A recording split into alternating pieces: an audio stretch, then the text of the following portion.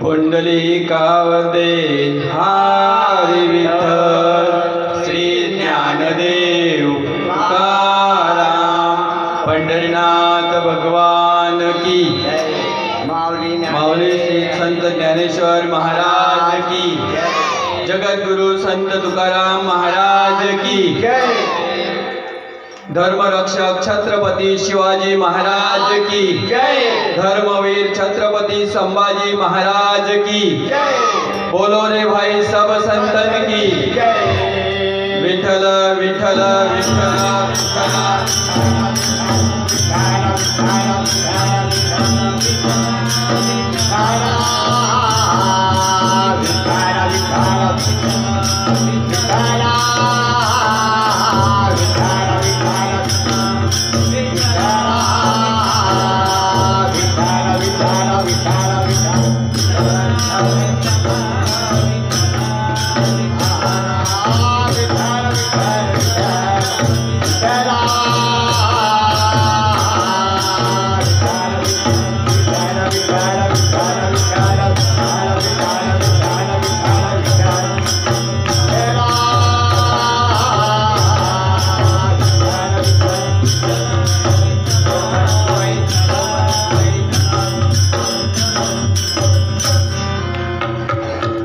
बघा मायभाऊ, एक गोष्ट फक्त ज्यावेळेस भजन होईल हाताने टाळी वाजवा. आपण सर्व या ठिकाणी एक नामस्मरणासाठी बसलेलो आहोत आणि नामस्मरण म्हटलं की टाळी आलीच. असं म्हणतात, भोजन की शोभा थाली से होती है, भोजन की शोभा थाली से होती है, बाग की बगीचे की शोभा माली से होती है और कीर्तन की शोभा ताली से होती है. आणि म्हणून प्रत्येक वेळी ज्या ज्या वेळेस भजन होईल त्यावेळेस आपल्याला टाळ्या वाजवायची, टाळी वाजवायची. टाळी वाजवण्याचं नुकसान काहीच नाही आहे. तुम्हाला एक असं जर कोणाला वाटत असेल की टाळी वाजवण्याचं काही नुकसान आहे, तर एक वैज्ञानिक फायदा तुम्हाला सांगतो. टाळी वाजवल्याने आपले जे हाताचे जे नसा आहेत त्याला ॲक्युप्रेशर म्हणतात. या ज्यावेळेस आपण वाजवतो एकाच वेळी टाळी एका हातावर दुसऱ्या हाताचा ज्यावेळेस आघात होतो, आपल्या शरीरातील रक्त अभिसरण जी प्रक्रिया आहे ती जोरात चालते. ज्याला ब्लड शुगर आहे, डायबिटीस आहे, म्हणजेच ज्याला ब्लड प्रेशर आहे त्या लोकांसाठी हे खूप फायदेशीर आहे. म्हणून देवाचं नामस्मरण आपण करणार आहोत, त्याचबरोबर तुमच्या आरोग्याची सुद्धा देव काळजी घेणार आहे. म्हणून टाळ्या वाजवण्यात कंजूशी करू नका. विठ्ठल विठ्ठल विठ्ठल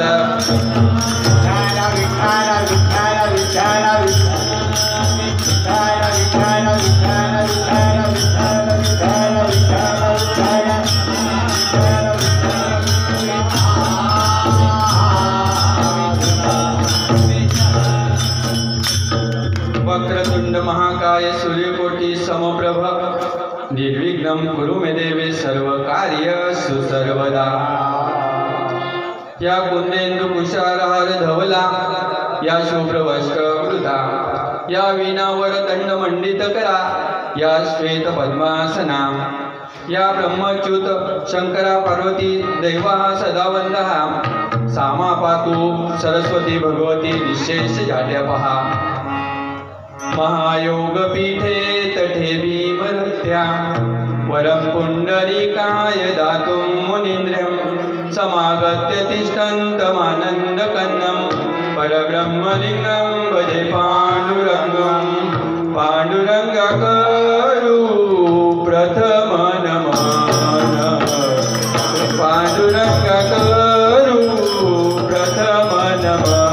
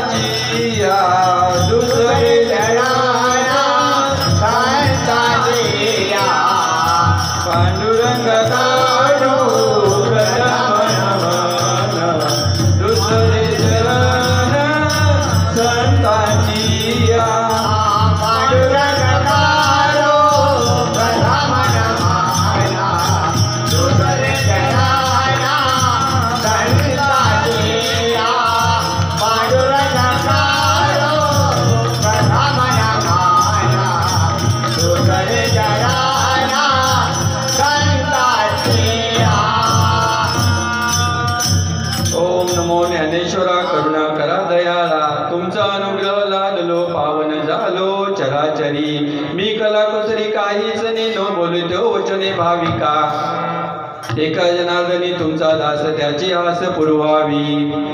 ओम नमो नारायणात, ओम नमो ज्ञानेश्वरा करुणा करा दयाळा. तुमचा अनुग्रह लादलो पावन झालो चराचरी. मी कलाकुसरी काहीच नेनो बोलितो वचने भाविका. एका जनार्दनी तुमचा दास त्याची आस पुरवावी. अलंकापुरी पुण्यभूमी पवित्र तेथे नांदतो ज्ञान राजा सुपात्र. तया महापुण्य राशी नमस्कार माझा श्री सद्गुरु ज्ञानेश्वरांची. ओम नमो सद्गुरु तुकया ज्ञानदीपा. नमो सद्गुरु सच्चिदानंद रूपा. नमो सद्गुरु भक्त कल्याण मूर्ती, नमो सद्गुरु भास्करा पूर्ण कीर्ती. जयांचे केले स्मरण सकळ विद्यांचे अधिकरण, तेची वंदू श्री चरण दया नमस्कारून आता. विठ्ठल विठ्ठल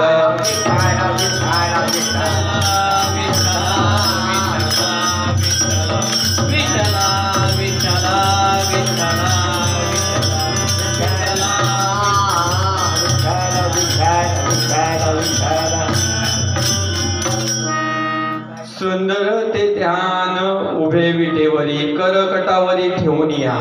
तुळशीहार गळा कासे पितांबर, आवडी निरंतर हिची ध्यान.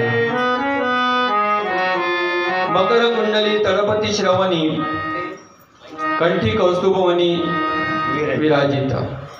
तुळशीहार गळा कासे पितांबर, आवडी निरंतर हेची ध्यान. तुका म्हणे माझे हेची सर्व सुख, पाहिन श्रीमुख आवडीने. तुळशीहार गळा कासे पितांबर, आवडे निरंतर हेची ध्यान. प्रस्तुत प्रसंगी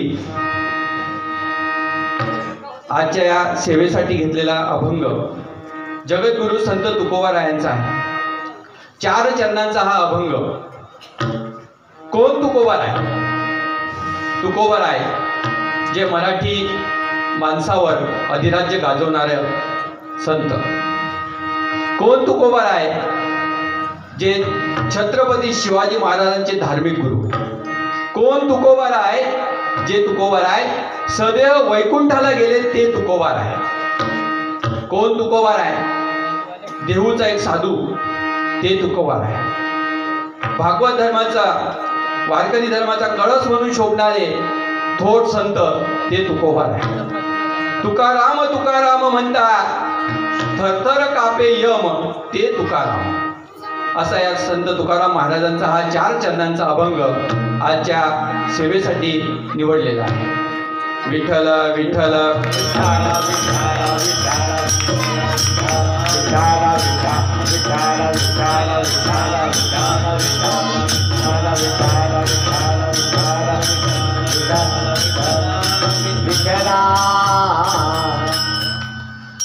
मायबापू, आजची ही जी कीर्तन सेवा या ठिकाणी संपन्न होते, खरंच अभिमान वाटतो मला. साधारणतः 1-1.5 वर्षापासून माझं प्रशिक्षण सुरू होतं. माझ्या मित्रमंडळींना माहिती होतं, माझ्या परिवारालाही माहिती होतं. आणि त्यातूनच आमचे परम मित्र नवीन भाऊ, माझे मामा म्हणजेच चिंतामण पाटील आणि प्रल्हाद भाऊ, यांनी तिघांनी मला एका दिवशी फोन केला की आपल्याला आपल्या गावात कीर्तन सेवा आयोजित करायची. पहिले तर आनंद मला खूप झाला, कारण की माझ्या जन्मभूमीत मला कीर्तन करण्याची, सेवा करण्याची संधी भेटते, यापेक्षा परमभाग्य कोणतंच नाही. आणि तुमच्या सर्वांच्या आशीर्वादाने ही सेवा या ठिकाणी आज संपन्न होते. एखाद्या क्षेत्रामध्ये जाणं, गावात कीर्तनाचं कार्यक्रमाचं आयोजन करणं एवढं सोपं नाही. त्याला काहीतरी आध्यात्मिक वारसा लागतो. मला सांगा, आपल्या गावामध्ये एवढी मोठी लोकसंख्या आणि एवढ्या लोकसंख्येमध्ये फक्त याच लोकांनी विचार करावा, खरंच कौतुकास्पद आहे. मी त्यांची स्तुती करण्यासाठी आलेलो नाही, परंतु कोणाच्या तरी डोक्यामध्ये कोणाच्या तरी चांगले विचार येतात आध्यात्मिक मार्गाला. मी आता ग्रुपमध्ये आहे, जरी गावात कमी येणं असलं तरी ग्रुपमध्ये आहे आणि गावात काय सुरू आहे हे सर्व मला कळत असतं. आपल्या गावात सप्ताह सुरू होतो, त्यानंतर अनेक आध्यात्मिक कार्यक्रम आपल्या इथे होतात. खरंच अभिमान वाटतो. आज माझ्या मित्र परिवाराने, त्याचबरोबर चिंतामण पाटील, प्रल्हाद भाऊ आणि अजून जे एकत्रित आले, त्यांनी या कीर्तन रूपी सेवेला आज सुरुवात केली किंवा या ठिकाणी आयोजित केली, त्याबद्दल मी त्यांचे आभार मानतो. त्याचबरोबर दुसरी महत्त्वाची गोष्ट म्हणजे आपला जो भजनी मंडळ आहे,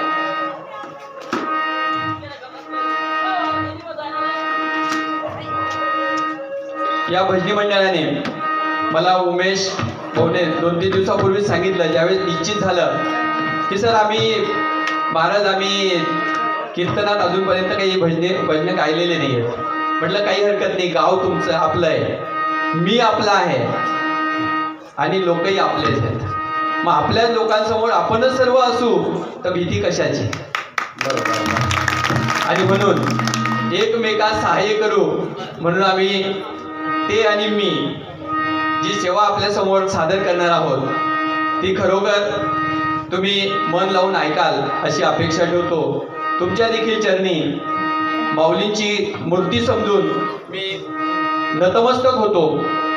त्याचबरोबर गुरु माऊली भजनी मंडळ, बालमित्र भजनी मंडळ पुणगाव यांचं विशेष सहकार्य या ठिकाणी लाभलेलं आहे. सदाशिव प्रतापभाऊ सोनवणे हार्मोनियम वादक यांना देखील मी प्रणिपात करतो.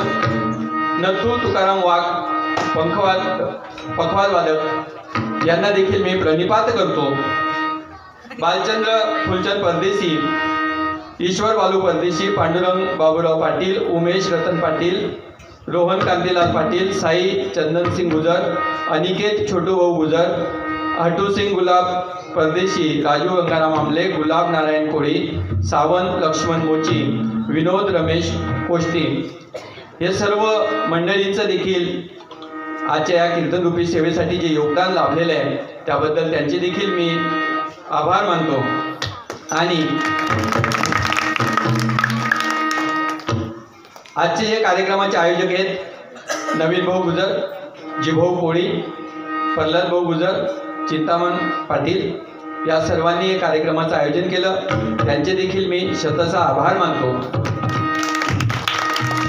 आणि अल्पसा परिहार या ठिकाणी थांबवतो. विठ्ठल विठ्ठल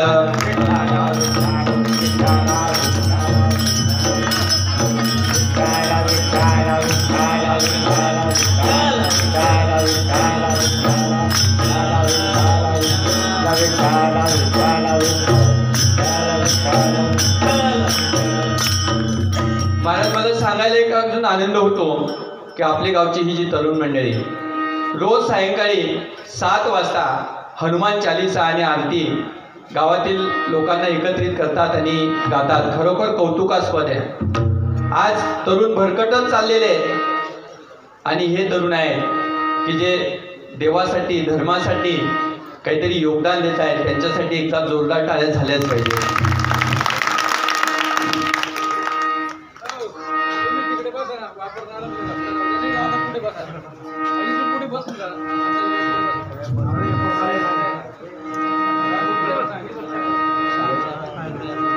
विठ्ठल विठ्ठल विठ्ठल विठ्ठल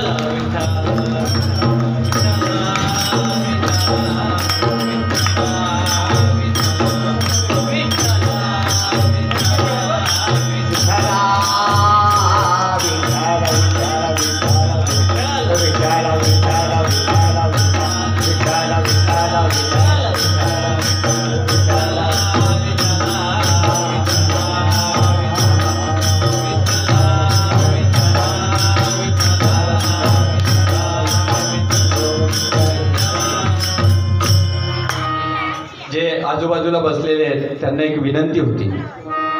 बघा, आपल्या गावात सप्ताह होतो. मला नियम काही वेगळे सांगायची गरज नको आहे. कीर्तनात समोर बसायचं असतं. बूट चप्पल जे असेल ते काढून विनंती आहे आयोजकांच्या मार्फत.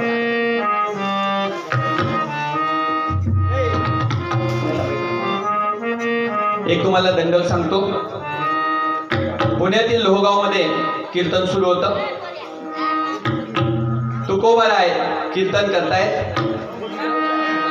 सर्व समाज अगदी मन लावून ऐकताय, तल्लीन झालेला आहे.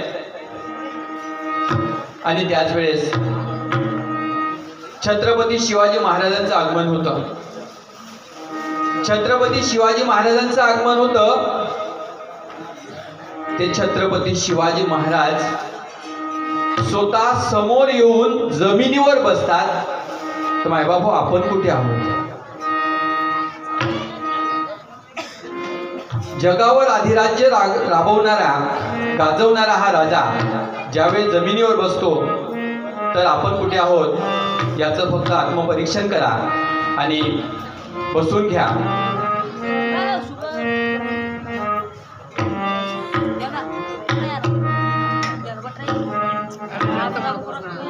बस बेटा बोलू नका आता. मुलांचं कीर्तनाच्या बाबतीत मुलांच्या बाबतीत म्हटलं तर त्यांचं ते बसतात हेच भरपूर आहे. कारण की मुलांमध्ये मी दिवसभर राहतो, ते कधीच 2 मिनिटापेक्षा जास्त वेळ शांत बसत नाही. पण बेटा कीर्तनात शांत बसायचं असतं. ते काय उत्तर देतील हे सांगता येत नाही. एकदा असंच कीर्तन सुरू होतं, एक मुलगा उठून चालला होता. त्याला सांगितलं की अरे थांब, कीर्तनातून जर असं उठून गेलं तर पुढच्या जन्मी बेडूक होतो. तो म्हणे आता नाही ना, पुढच्या जन्माचं आहे. आता जर मी घरी गेलो नाही, अभ्यास केला नाही, होमवर्क केला नाही, तर उद्या मला घोडी घालायला लावलं होतं.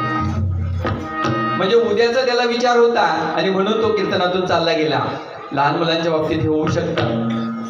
मायबाप, आज आपल्याला माहिती आहे आजची जी कीर्तन रूपी सेवा या ठिकाणी आपण आयोजित केलेली आहे, आज रमा एकादशी. त्याचबरोबर दुसरा योग आहे वसुबारस आणि रमा एकादशी. मला सांगा आता समोर बसलेल्यांपैकीच मी तुम्हाला विचारणार, कारण की कीर्तन हे वार्तालाप आहे. तुम्ही बोलायचं, मी विचारायचं आणि तुम्ही उत्तरं सांगायची, याला कीर्तन म्हणतात. आणि जर मीच बडबड करत असलो, तुम्ही या कानाने ऐकणार आणि दुसऱ्या कानाने काढून देणार, सोडून देणार, त्याला कीर्तन म्हणता येणार. आणि म्हणून मला सांगा, फळांचा राजा कोण आहे? शाळेत तुम्ही जातात ना, कोण आहे रे फळांचा राजा? वा, छान. फळांचा राजा, पक्ष्यांचा राजा, प्राण्यांचा वाघ का सिंह? वाघ का सिंह? सिंह, बरोबर. मग मला सांगा, महिन्यांचा राजा आहे माहिती आहे का? किती महिने असतात? कोणते कोणते? बरं, इंग्रजांचे कोणते आणि आपले महाराष्ट्रीयांचे कोणते? ते नाही माहिती. चैत्र, वैशाख, ज्येष्ठ हे इंग्रजांचे ना, बरोबर आहे ना? मग कोणाचे? आपले. आणि जानेवारी फेब्रुवारी इंग्रजांचे. मग ते तर आपण कॅलेंडरमध्ये काय लिहिलेलं असतं? डिसेंबर जानेवारीच असतं ना. काही हरकत नाही, बरोबर उत्तर दिलीत तुम्ही. तसंच ज्या पद्धतीने फळांचा राजा आंबा आहे, महिन्यांचा राजा मार्गशीर्ष, तसेच सर्व व्रत, सर्व उपवास यांचा जो राजा आहे तो राजा म्हणजे एकादशी. त्यातल्या त्यात आजची एकादशी म्हणजे रमा एकादशी. विष्णू पत्नी लक्ष्मी माता आणि विष्णू यांची दोघांची आराधना, दोघांचे मिळून उपवास करायचा, ती एकादशी म्हणजे रमा एकादशी. रमा एकादशीच्या बाबतीत मी तुम्हाला सांगेल, संत नामदेव एकादशीच्या बाबतीत त्यांचं कडक धोरण होतं. ते एकादशीला कुणाच्याही घरी अन्न शिजवू देत नव्हते. महाराज पुराणामध्ये म्हटलेलं आहे की एकादशी हा सर्वोत्तम व्रत आहे. कितीही उपवास करा, सोमवार धरा, गुरुवार धरा, बुधवार धरा, रविवार धरा, कोणताही उपवास धरा, पण एकादशी धरी नाही तर सुटका नाही. आणि म्हणून एकादशी धरानीच, एकादशी शिवाय पर्याय नाही. नामादरे एकादशी दारी रावला तुळशी. नामादरे एकादशी दारी रावला तुळशी. नामादरे एकादशी दारी रावला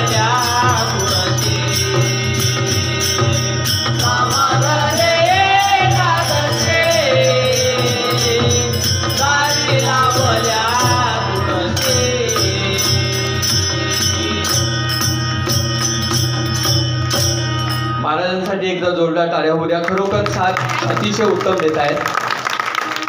बघा, एकादशीचं महात्म्य जे आहे संत नामदेव कुणाला उपवास धरून म्हणजे एकादशी जे धरत नसतील ते म्हणायचे की ज्यांना नरकात जायचं असेल त्यांनी एकादशी धरू नका.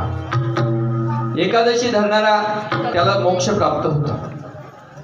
हे एकादशीचं महात्म्य आहे. एकादशीच्या दिवशी अन्न ग्रहण करायचं नाही, फक्त फळ घ्यायचे. फलाहार म्हटलेलं होतं, परंतु आपण आपल्या सोयीनुसार त्याचा बदल करून घेतला. फलाहारचा फराळ करून टाकला आपण. आणि मग लोकांनी सुरू केलं दिवसभर खाशीन एकादशी धरशील. काही हरकत नाही, तसं केलं उपवास तरी चालेल, पण धरा. एकादशी धरल्यानंतर आपले पाप नष्ट होतात असं म्हटलेलं आहे. ज्या घरामध्ये अन्न शिजत असेल किंवा एकादशीच्या दिवशी जे अन्न ग्रहण करत असतील, श्वान विष्ठा असं संतांनी म्हटलेलं आहे. त्या दिवशी भात शिजवायचा नसतो. एकादशीच्या पुढच्या दिवशी कीर्तन भजन नामस्मरण करावं असं म्हटलेलं आहे. संत नामदेवांनी परीक्षा घेण्यासाठी संत नामदेवांची परीक्षा घेण्यासाठी एकदा देव आले की बघूया आता संत नामदेव काय करतात. ते गेले, ते ब्राह्मणाचं रूप धारण केलं.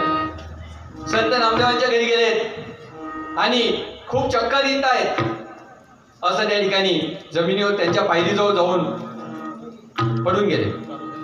संत नामदेव मधून आले. काय झालं? लगेच लोक जमा झालेत. अशा वेळेस लोक कीर्तनाला येणार नाही, पण अशा वेळेस भरपूर गर्दी जमा होते. लोक जमा झालेत. तो ब्राह्मण सांगायला लागला, बघा मला भूक लागली आहे, मला खायला द्या. आता खायला द्या. संत नामदेव म्हणायला लागले, आज खायला तर तुला माझ्याकडे मिळणार नाही, फळ तुला मी देऊ शकतो. परंतु ब्राह्मण म्हणायला लागला, नाही नाही, मला फळ वगैरे नको आहेत, मला फक्त हवंय आज वरण भात पोळी भाजीच पाहिजे. आता वरण भात पोळी भाजी आणि ते एकादशीच्या दिवशी कसं शक्य आहे? संत नामदेवांनी सांगितलं, नाही नाही, आज तुला भेटूच शकत नाही, तू काहीही कर, पण तुला आज मी देणार नाही. आता ते देवच होते, ते परीक्षा घ्यायला आलेले होते. आणि परीक्षा घ्यायला आले, तेही हट्टाला भेटलेले. मला तू जेवण नाही दिलं ना तर माझा जीव जाईल, आणि जर माझा जीव गेला तर माझ्या मृत्यूला तू जबाबदार राहशील आणि तुला नरकात जावं लागेल. संत नामदेवांनी सांगितले, मी नरकात गेलेलो चालेल, पण तुला आज मी जेवण देऊच शकत नाही, जेवण तुला मिळणारच. मग शेवटी त्या ब्राह्मणाने मेल्याचं नाटक केलं. दुसरे लोक आले, चला म्हणे आमच्या घरी. त्यांच्या घरी घेऊन गेल्यानंतर संत नामदेव तेही त्यांच्या मागे गेले. अहो, ज्यांच्या घरी चूल पेटलेली असायची आणि स्वयंपाक होत असायचा, त्यांच्या चुलीत ते पाणी टाकून द्यायचे, स्वयंपाक करू देत नव्हते. ते म्हणायचे, नाही, एकादशीच्या दिवशी कुणीही स्वयंपाक करायचा नाही. आणि मग असं वाटलं की हा मेला, आता हा ब्राह्मण मेला. ब्राह्मण मेला, त्याची तयारी सुरू झाली. अगदी अंत्यविधीची वेळ आली, तोपर्यंत मेल्या मरणासन्न अवस्थेत तो पडलेला होता ब्राह्मण. आणि मग आता देवच होते, ते परीक्षा घेत होते, ते जागृत झाले, समोर आले आणि मग सांगायला लागले, अरे नामदेवा, अरे मी तुझी परीक्षा घेत होतो रे. मला माहिती होतं तू एकादशीच्या दिवशी कुणालाही अन्न शिजवू देत नाही, तू स्वतः खात नाही आणि खाऊ देत नाही. न खाऊंगा ना खाने दूंगा. कोणाचं वाक्य माहिती ना? हा, न खाऊंगा न खाने दूंगा. संत नामदेवांपासून ही परंपरा चाललेली आहे. संत नामदेवांनी त्यावेळेस सांगितलं, आता आपले नरेंद्र मोदी सांगतात, न खाऊंगा न खाने दूंगा. संत नामदेवांनी त्यावेळेस सांगितलं, न खाऊंगा न खाने दूंगा, एकादशी के दिन किसी को अनाज खाने नहीं दूंगा.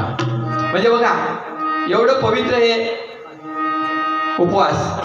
म्हणून सर्वांना हात जोडून विनंती आहे, जर तुम्ही करत असाल, मला माहिती आहे महिला मंडळापैकी बऱ्याचशा महिला उपवास करत असतील, परंतु जे करत नसतील त्यांच्यासाठी आग्रह आहे की एकादशीचं व्रत करा. एका पुराणामध्ये असं म्हटलेलं आहे की की एखाद्या व्यक्तीचा मरणाच्या वेळेस जर जीव जात नसेल, त्याला यातना होत असतील, आणि तुम्ही नुसतं सांगितलं की मी 5 एकादशा दान करेन, तरी सुद्धा त्याची त्यातून सुटका होते असं म्हटलं गेलेलं आहे. एवढं पवित्र हे एकादशीचं व्रत आहे. तुम्ही 16 सोमवार करा किंवा बुधवार करा, गुरुवार करा, काहीही करा, पण एकादशीचं व्रत जर केलं नाही तर या सर्व केलेल्यावर पाणी फिरणार आहे. आणि म्हणून एकादशीचं व्रत करा ही तुम्हाला आग्रहाची विनंती. विठ्ठल विठ्ठल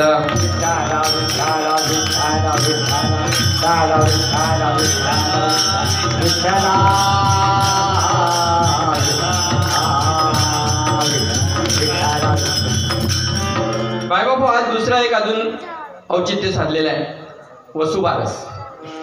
वसुबारस आपण ग्रामीण भागात राहतो आणि आपल्याला सर्वांना माहिती आहे, आपल्या बऱ्याचशा जणांकडे गायी आहे. आपल्या हिंदू धर्मामध्ये गायीला आपण सर्व देव गायीत बघतो आणि म्हणून आपल्या धर्मामध्ये गायीची पूजा करणं हे पुण्याचं काम मानलं जातं. दुसरी महत्त्वाची गोष्ट म्हणजे एकदा असंच एका सामान्य कुटुंबामध्ये त्यांच्या घरी पाहुणे आले. घरामध्ये गरिबी होती, पाहुण्यांना पाहुणचार करायला काहीच नाही. त्या घराच्या त्या बाईंना चिंता वाटली की आता कसं व्हायचं.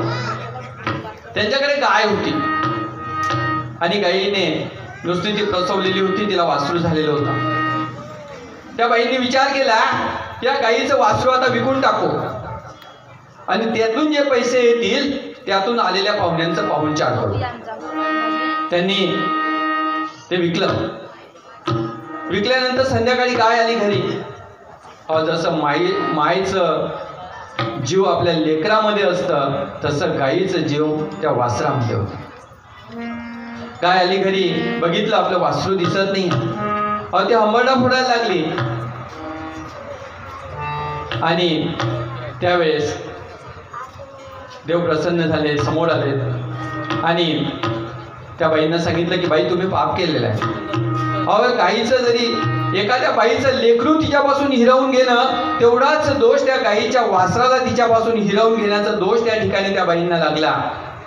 त्यांना संतांनी सांगितलं की जर येणाऱ्या वर्षापासून वसुबारसला तुम्ही गायीची पूजा कराल,